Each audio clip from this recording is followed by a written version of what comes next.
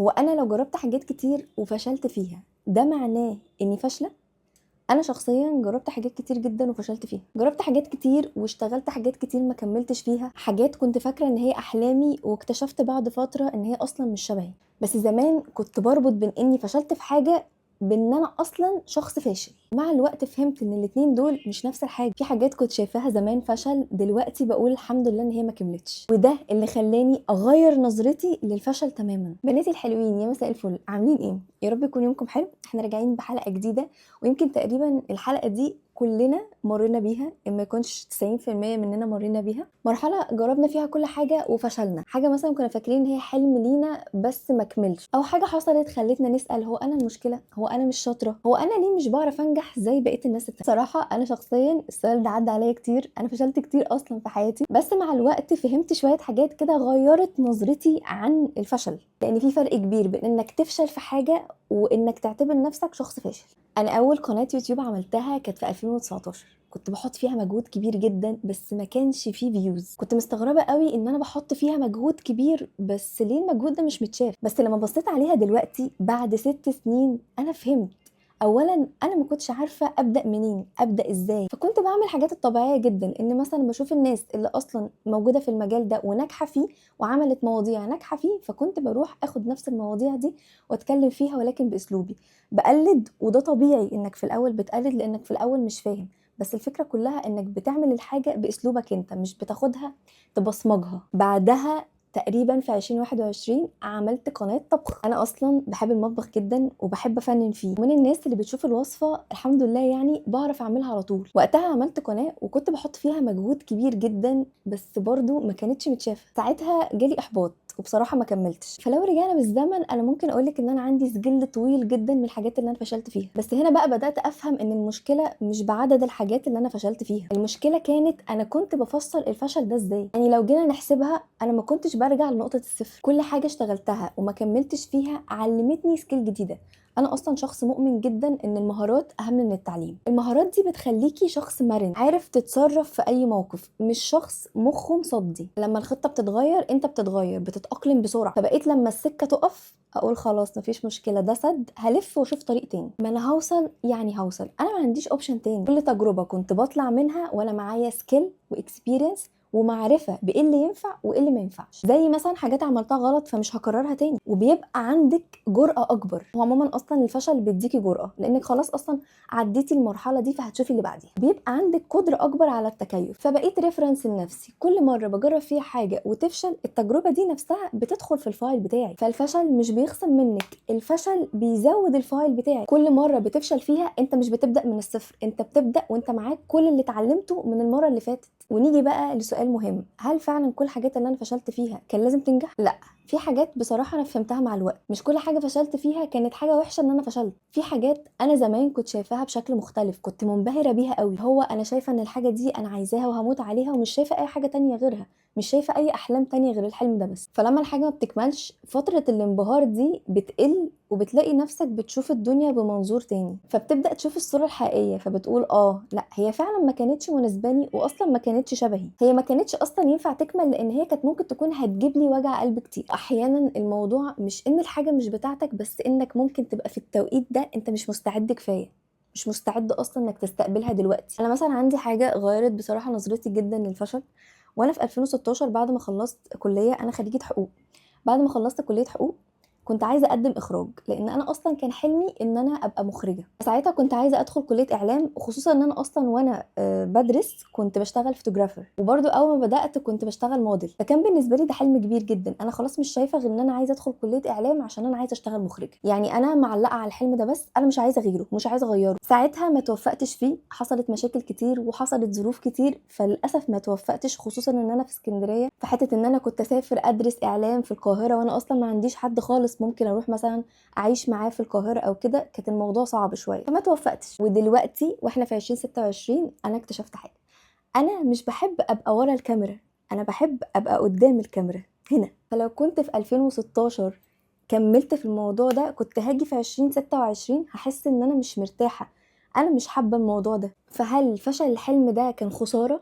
لا، انا دلوقتي بقول الحمد لله ان انا ما كملتش، لان انا وقتها كنت شايفه الحلم ده بس هو حلم واحد بس، ما كنتش اعرف نفسي كفايه. دلوقتي انا عارفه نفسي اكتر، وعارفه انا ايه الحاجات اللي بحبها، وعارفه انا عايزه ايه، وده خلاني افكر في حاجه تانية. انا رجعت اليوتيوب بعد سنين، فهل عشان انا فشلت في 2019 هفشل دلوقتي؟ وارد، اكيد وارد، بس انا مش نفس الشخص بتاع 2019. شخصيتي اتغيرت، معرفتي اتغيرت، بقيت مثقفه اكتر، فاهمه اكتر، عندي مرونه اكتر، عندي سكيل ما كانتش عندي قبل كده، وعندي حاجات انا غلطت فيها قبل كده فمش هعملها بنفس الطريقه. يعني انا دلوقتي عندي فايل اكبر، فلو انا جربت تاني انا مش نفس الشخص اللي جرب اول مره. ودي نقطه مهمه جدا، لان الفشل القديم مش بيتنبأ بفشل جديد. عشان كده دلوقتي بقى عندي يقين غريب شويه، انا هوصل يعني هوصل، بس انا مش عايزه اوصل في الميعاد اللي انا عايزاه، انا عايزه اوصل في الميعاد اللي ربنا كاتبهولي. بس مش معنى كده ان انا عمري ما بتعب ولا بيجيلي احباط ولا بكتئب. الاحباط بيجي 100%. اللي هيقولك مفيش احباط ده بيكذب عليكي. الرحله دي بيبقى فيها احباط بس هنا بيكون في فرق في حاجه ما بين شخص اصلا مستقتل وعنده عزيمه، هو هيوصل يعني هيوصل، وشخص تاني هش خلاص بقى، ما انا حاولت، هعمل ايه تاني؟ تعمل ايه تاني؟ تحاول تاني وتاني ومليون. مش انت عندك هدف؟ اجري اسعى ليه، يبقى هات اخرك. ان انا كل مره كنت بقول فيها ده اخري، كنت بكتشف ان انا عندي اخر اكتر منه. المشكله ان احنا ساعات بنزرع الطاقه دي في دماغنا وناكلها لمخنا. فلو انت فضلتي لنفسك تقولي انا فاشله، انا ما بنجحش في اي حاجه، انا ما بعرفش اعمل اي حاجه، انا حاولت كتير وفشلت، طبيعي مخك هيصدق ده وهيصدي. بس بقى لو بصيتي من زاويه تانية او من باب تاني، خلاص دي فشلت، اشوف باب تاني، اشوف سكه تانية، اشوف طريقه تانية، ممكن يكون طريقتي ما كانتش صح، ادور اكتر. فانت هنا بتدي لنفسك مساحه انك تتحركي، مش مجرد ما تفشلي تحبطي وخلاص انا حاولت فمش هحاول تاني.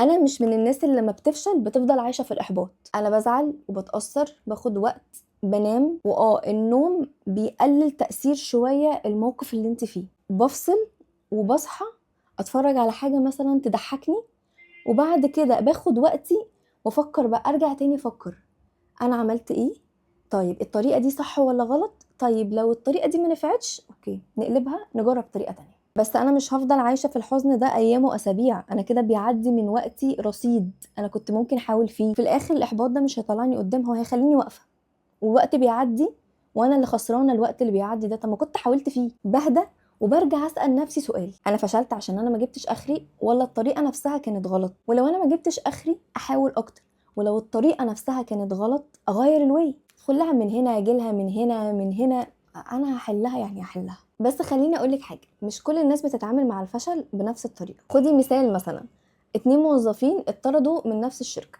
واحد فيهم هيشوف ليه يا رب حصل فيا كده، وليه يا رب بتعمل معايا كده، وان دي خلاص كده نهاية العالم، يقعد يرص شماعاته في الدولاب عشان يعلق عليها بقى فشل الشركة وفشل ان هم طردوه وفشل حاجات تانية. تاني هيقول تمام، قدر الله ما شاء فعل، ابدأ منين؟ هكلم مين؟ مين هيساعدني؟ يمكن المكان اللي كنت فيه اصلا كان اقل من امكانياتي. الاتنين حصل لهم نفس الحدث، بس الفرق في المنتاليتي، العقلية.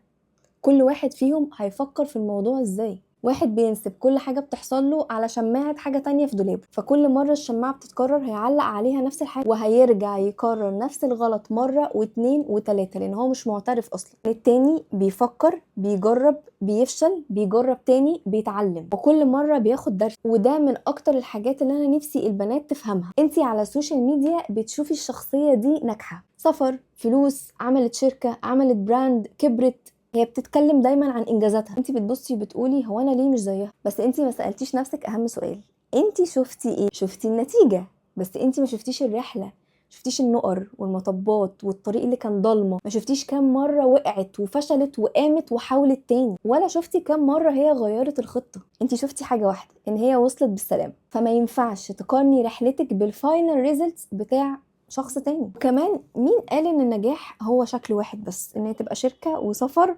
وبراند وعربية وطيارة؟ مين قال كده؟ مين قال انك لازم تبقي شخصية ناجحة جدا على السوشيال ميديا، يبقى معاكي فلوس كتير ويبقى عندك حياة كده امبرسيف؟ ده تعريف النجاح بتاع مين؟ ده تعريف النجاح بتاعها هي، مش هدفك انت ممكن تبقي ام كويسة جدا واخدة بالك من ولادك بتربيهم كويس، فده هدف. تبقي مدرسة كويسة وعندك ضمير، وده هدف. يمكن ابسط حاجة انك تكوني اصلا بتراعي اهلك او امك او ابوكي، تبقي سند لحد، ده في حد ذاته نجاح وهدف. مش لازم النجاح يتقاس بالطريقة اللي السوشيال ميديا بتقيسه بيها. ولو من البداية ده فعلا هدفك وفشلت فيه، فيه جربي تاني. انا نفسي اكتشفت انا عايزه ايه من كتر ما جربت. انا فشلت في مليون هوايه، فشلت وجربت وفشلت وجربت ومنفعش لحد ما وصلت للحاجه اللي انا فعلا لقيت نفسي فيها. انا مثلا بحب ارغي جدا، وكون ان انا اشارك معاكم ارائي ومعتقداتي هنا دي حاجه كان نفسي اعملها من زمان، بس حتى انا ما نجحتش فيها زمان لما جيت اعملها. بس دلوقتي بقى عندي طريقه تانية مختلفه وعرفت انا عايزه ايه، وفي نفس الوقت قلت لكم برضو ان انا ما بقتش بنفس العقليه، بس دلوقتي انا بقيت عارفه انا عايزه ايه. انا عايز اساعد البنات، عايزاها تعرف تهتم بمظهرها، فعشان كده انا بحب الستايلينج جدا وبحب اشاركه معاكم. عايزاها تبدا تهتم ببشرتها، فعشان كده شاركتكم رحله علاج الحبوب. انا حطيت لكم هنا صور انا عمري ما تخيلت اصلا ان انا ممكن اشاركها، بس شاركتها عشان تبقي عارفه ان في امل، ان دي قصه ومرحله في حياتك، بس كده كده هتعدي بيها. انا كنت عايزه اقولك ان كل حياتنا مراحل، وكل مرحله ممكن يبقى فيها مشكله، بس مفيش مشكله ملهاش حل. انا حتى المواقف الوحشه اللي بتحصل لي بتعلم منها. لو حد خذلني او حد حطني في موقف وحش بتعلم. يعني مثلا لو اتصرفت غلط او كنت المفروض ارد رد غلط، بتعلم لما بيحصل نفس الموقف تاني برد الرد الصح. لان حتى انك تعرفي تتعاملي مع الخذلان دي سكيل، انك تعرفي تتأقلمي دي سكيل، انك تعرفي المره اللي جايه تردي صح دي سكيل انت اتعلمتيها. فموقف مشابه يحصل لك انت عندك ريفرنس من الموقف القديم، فانت بقى عندك مهاره انك هتعرفي تردي، وده معناه انك ما رجعتيش نقطه الصفر، انت داخله في الموقف الجديد وانت معاكي الفايل كله. فلو انت دلوقتي جربتي حاجات كتير وما كملتيش فيها ومتخيله ان ده معناه انك مش شاطره في حاجه، فلا، مفيش حد مش شاطر في حاجه. مفيش حد في الدنيا ربنا خلقه كده هباء. ممكن تكوني جربتي كتير بس لسه ما لقيتيش نفسك، لسه ما لقيتيش الحاجه اللي بجد هتقولي دي انا. ممكن تكوني الحاجه دي بتاعتك بس ده مش ميعادها.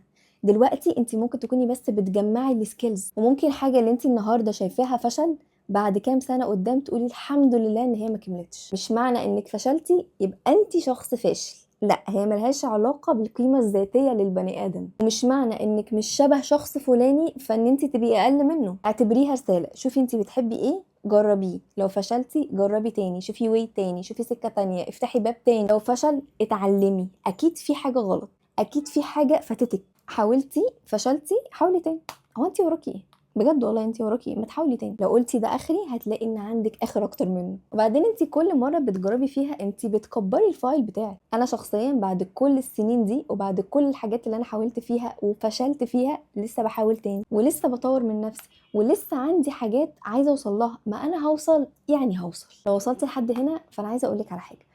انا اتمنى من كل قلبي ان الفيديو ده يكون فادك، واتمنى انه يكون خلاكي تشوفي الفشل بطريقة مختلفة، وانك لو كنتي فشلتي قبل كده ترجعي تبدأي من اول وجديد.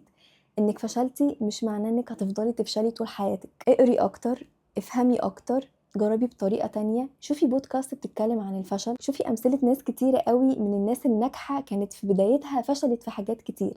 مش الشخص اللي انت شفتيه ناجح ده هو ناجح في كل حاجة، بالعكس هو فشل قبل كده، بس انت الفكرة انك ما شفتيش الرحلة بتاعته، ومحدش هيشوف الرحلة بتاعتك، انت الوحيدة اللي هتعيشيها وهتشوفيها. فبتمنى لك من كل قلبي تعملي الحاجة اللي تحسي نفسك وقيمتك فيها. وشكرا انك اتفرجتي الاخر. اشوفكم المرة اللي جاية ان شاء الله في حلقة جديدة وموضوع جديد.